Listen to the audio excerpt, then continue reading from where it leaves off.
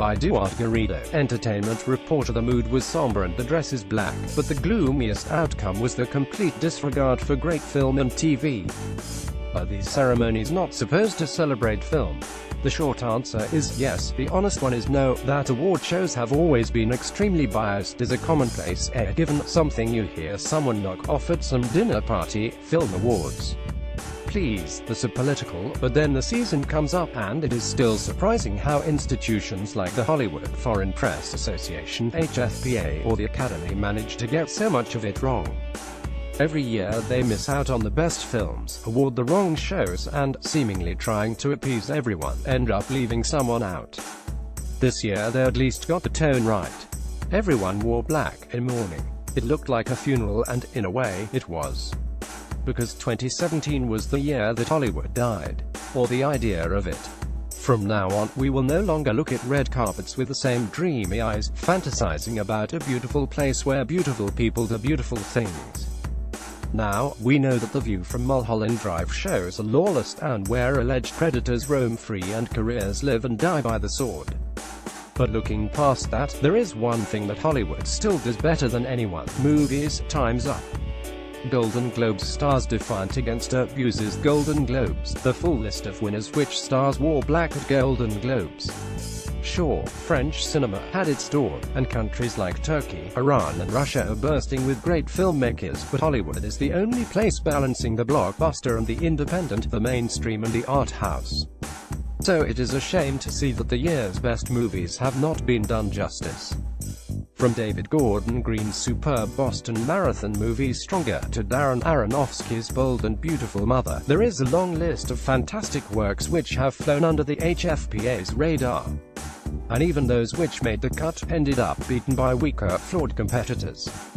Martin McDonagh's Three Billboards Outside Ebbing, Missouri is a great example of a classic awards misfire. It fools you into believing it is well written and well directed. But it is loud, political, overwrought and terribly unfunny. It also looks like it is being acted on stage rather than on screen.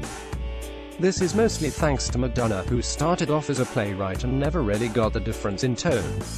Still, it beat Steven Spielberg's modern classic The Post for Best Drama, a category which also inexplicably ignored Paul Thomas Anderson's Phantom Thread and Noah Baumbach's The Meyerowitz Stories. The same happened with Gary Oldman, whose performance as Winston Churchill got him the male gong. Oldman is a terrific actor, but one whose talent and charisma are better suited elsewhere. His Churchill tries too hard, requires too much characterization, and, ultimately, we can never forget it is Oldman we're looking at, not Winston.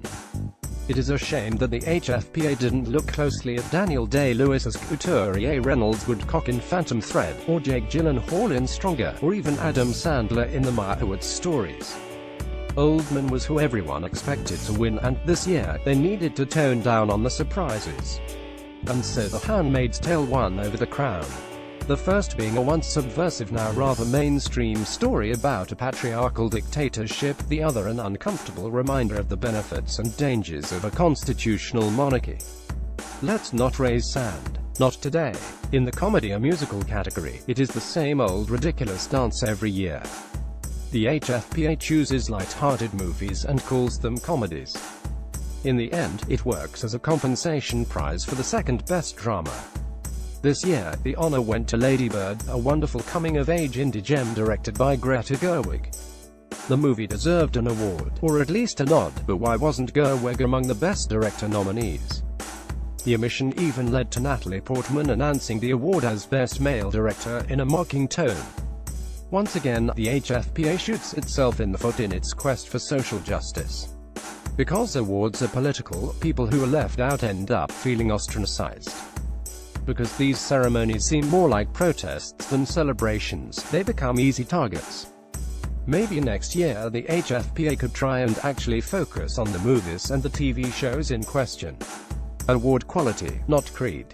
Hollywood has already been smudged by its dirty politics, criticized for its bad habits and culture of abuse. By continuously trying to be political, they are only digging that hole deeper.